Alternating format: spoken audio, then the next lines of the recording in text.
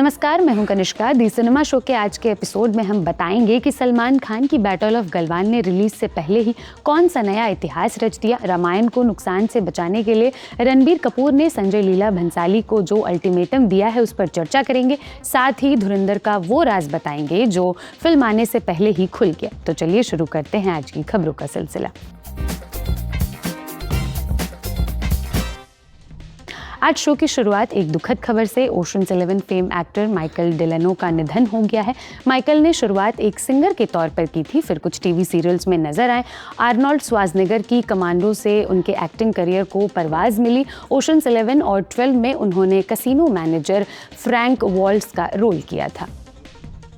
Popular film franchise home alone का नया sequel बनने की खबर आ रही है। इसमें केल्विन का रोल करने वाले एक्टर मैकॉली कैल्किन ने इस पर बात की। मीडिया से चर्चा में सीक्वल के सवाल पर उन्होंने कहा, मेरे पास इसके नए सीक्वल की स्टोरी आइडिया भी है। इस बार केविन घर के बाहर रह जाएगा और उसका बेटा वही मज़ेदार पैतरे अपनाएगा जो केविन ने आजमाए थे, मगर ये सब वो चारों के साथ नहीं बल्कि मेरे साथ करेगा। डेडलाइन की रिपोर्ट के मुताबिक जल्द ही मैकॉली और मेकर्स इस विषय पर मीटिंग करने वाले हैं।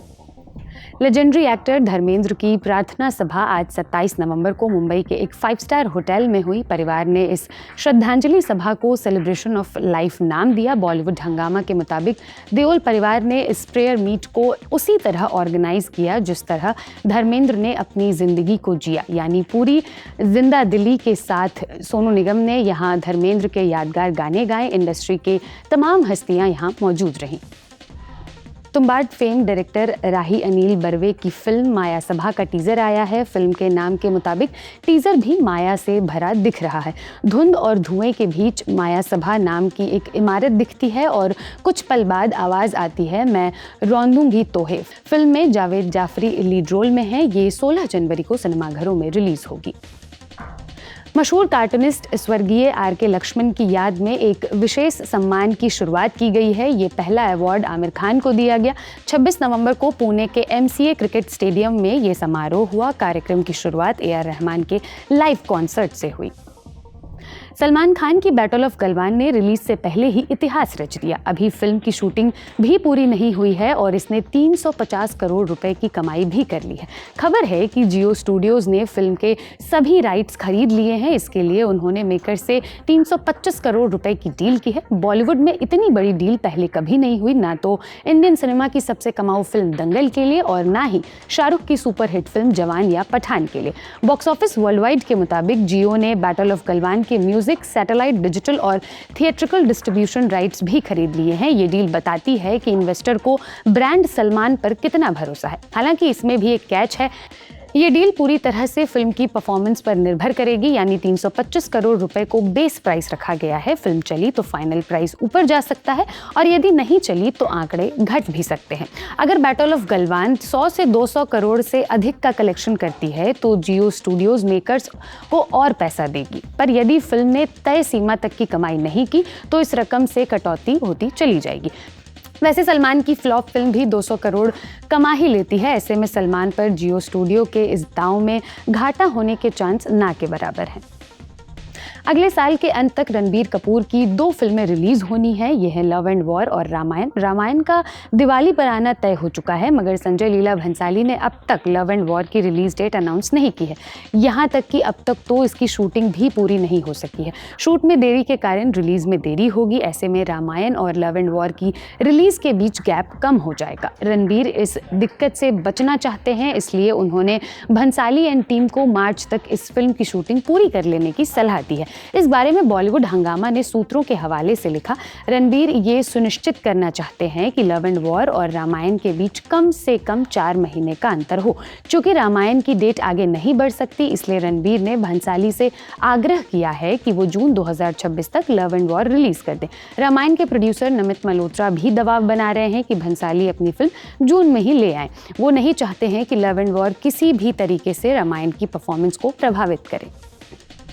धर्मेंद्र के देहांत के बाद हेमा मालिनी ने सोशल मीडिया पर पहली पोस्ट डाली। इस पोस्ट में उन्होंने धर्मेंद्र को अपना फिलॉसफर, मेंटोर और अपना सबसे अच्छा दोस्त बताया। एक्स पर हेमा ने लिखा, मेरे लिए वो बहुत कुछ थे, प्यार करने वाले पति, हमारी दोनों बेटियां ईशा और अहाना के प्यारे पिता, दोस्त, फिलॉसफर, गाइड, कवि, हर ज़रूरत में वो मेरे लिए मौजूद रहे। सच कहूँ तो वो मेरे लिए सब कुछ थे। अच्छे बुरे समय में हमेशा मेरे साथ रहे। अपने सहज मिलनसार व्यवहार से वो मेरे परिवार के सभी सदस्यों के प्रिय थे और हमेशा से सभी से स्नेह रखा। एक पब्लिक फिगर के रूप में उनकी प्रतिभा और उनकी लोकप्रियता के बावजूद उनकी विनम्रता और उनकी यूनिवर्सल अपील ने उन्हें दिग्गजों के बीच एक आइकॉनिक के रूप में स्थापित किया। फिल्म इंडस्ट्री में उनकी प्रसिद्धि और उपलब्धियां हमेशा याद की जाएंगी। उनके जाने से जो मेरा व्यक्तिगत नुकसान हुआ है उसे शब्दों में बयां नहीं किया जा सकता। उनके जाने से जो खालीपन जीवन में आ गया है वो जीवन भर बना रहेगा। बरसों के साथ के बाद मेरे पास उन खास पलों को फिर से जीने के लिए ढेरों यादें हैं। धुरंधर के बारे में खबरें थी कि ये अशोक चक्र अवॉर्डी मेजर मोहित शर्मा पर बेस्ड फिल्म, वो मेजर मोहित शर्मा जिन्होंने हिजबुल मुजाहिदीन के कैंप में घुसपैठ कर 2 कुख्यात आतंकियों को मार गिराया था। मेजर मोहित के भाई मधुर शर्मा ने एक्स पर धुरंधर से जुड़ी एक पोस्ट पर रिएक्ट किया। उन्होंने आदित्य धर को टैग कर पूछा कि ये फिल्म उनके भाई मेजर मोहित पर बेस्ड है। आदित्य ने जवाब में लिखा, हमारी फिल्म मेजर मोहित शर्मा पर आधारित नहीं है। मैं आपको यकीन दिलाता हूँ कि भविष्य में यदि हम उनकी बायोपिक बनाते हैं तो आपकी सहमति से ही बनाएंगे और इस तरह बनाएंगे कि देश के लिए जो बलिदान उन्होंने दिया है फिल्म उसे पूरा सम्मान दे सके। हालांकि बाद में आदित्य ने ये पोस्ट डिलीट कर दी। एक्टर टिस्का चोपड़ा ने डायरेक्शन की शुरुआत की है। उनकी पहली फिल्म का टाइटल है साली मोहब्बत। इसका ट्रेलर रिलीज हुआ है। ट्रेलर के मुताबिक शुरुआत में फिल्म पति पत्नी की साधारण सी दिखने वाली कहानी लगती है, मगर आगे चलकर इसमें षड्यंत्र, कलेश और कत्ल तक नजर आते हैं। राधिका आप्टे, दिव्येंदु शर्मा, शरद सक्सेना और अनुराग कश्यप ट्रेलर में प्रॉमिसिंग लग रहे हैं। ये फिल्म ZEE5 पर 12 दिसंबर को प्रीमियर होगी। कांतारा चैप्टर 1 का हिंदी वर्जन भी OTT पर आ गया है। Amazon प्राइम वीडियो ने इंस्टाग्राम पर ये अनाउंसमेंट किया। ऋषभ शेट्टी के डायरेक्शन में बनी ये फिल्म 2 अक्टूबर को सिनेमाघरों में रिलीज हुई थी। इसने वर्ल्ड वाइड 851 करोड़ की कलेक्शन की है। करण जौहर के प्रोडक्शन में बनी तू मेरी मैं तेरा तू मेरी इस क्रिसमस रिलीज हो रही है। इसके बाद धर्मा प्रोडक्शन की ही नागजिला आएगी। अभी इसकी शूटिंग भी पूरी नहीं हुई है और खबर है कि कार्तिक ने करण की एक और फिल्म साइन कर ली है। बॉलीवुड हंगामा की रिपोर्ट के मुताबिक करण कार्तिक को हालिया दौर का सबसे बैंकेबल एक्टर मानते हैं, इसलिए उन्होंने धर्मा की अगली फिल्म भी कार्तिक को ही ऑफर कर दी है। धर्मा के साथ ये कार्तिक की हैट्रिक होगी। इसकी शूटिंग अगस्त 2026 में शुरू होगी। अब बारी है आज के फिल्म रिकमेंडेशन की। द लल्लन टॉप सिनेमा के एडिटर गजेंद्र सिंह भाटी से सुनिए एक बेहतरीन फिल्म का सिनॉप्सिस। योजिम्बो भी अकीरा कुरोसावा की एक फिल्म है। मेरी जो सबसे पसंदीदा फिल्म है संसार है, सिनेमा संसार से, उसमें योजिम्बो बहुत ऊपर आती है। मैंने एक बार सलमान खान की बॉडीगार्ड देखी थी और बॉडीगार्ड का स्क्रिप्ट और उसका पूरा एंटरटेनमेंट बहुत ज़्यादा बोरिंग सा, ख़राब सा लगा। फिर मैंने एक और बॉडीगार्ड देखी, वो बॉडीगार्ड थी योजिम्बो। योजिम्बो का मतलब होता है बॉडीगार्ड। ये एक ऐसे सामुराई की कहानी है, ऐसे दौर की कहानी जब जापान में सामुराई लोगों का काम धंधा ठंडा पड़ गया था। उनका काम, वो अपने काम से बाहर हो चुके थे। सामुराई की ज़रूरत अब संसार को रहने की थी, समाज को रहने की थी।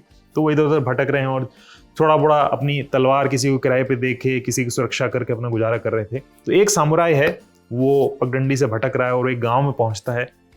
उसको नहीं पता उस गाँव में उसको क्या मिलने वाला है। और वहाँ पे 2 धड़े हैं जिनकी आपस में लड़ाई चल रही है, खून खराबा चल रहा है और बड़े कमाल के समीकरण और राजनीति उसमें है। और वो सामुराई जाता है और वो किस पलड़े का साथ देता है, किसका साथ नहीं देता है। बहुत सारा एक्शन है, बहुत सारा एंटरटेनमेंट है, बहुत सारा विजडम है, बहुत सारे स्मार्ट एक्शंस हैं, अमेजिंग सिनेमाटोग्राफी है, अमेजिंग स्क्रीन प्ले है, अच्छा सिनेमा प्लस एंटरटेनिंग सिनेमा और बहुत स्मार्ट सिनेमा की आप पहले फ्रेम से आखिरी फ्रेम तक देखेंगे, कुछ भी रिपीट नहीं होता है, कुछ भी बोरिंग आपको नहीं लगता है। इतना सिनेमा अगर आपने देखा है दुनिया का, तब भी आप उसके अंदर हर फ्रेम को फ्रेश पाओगे।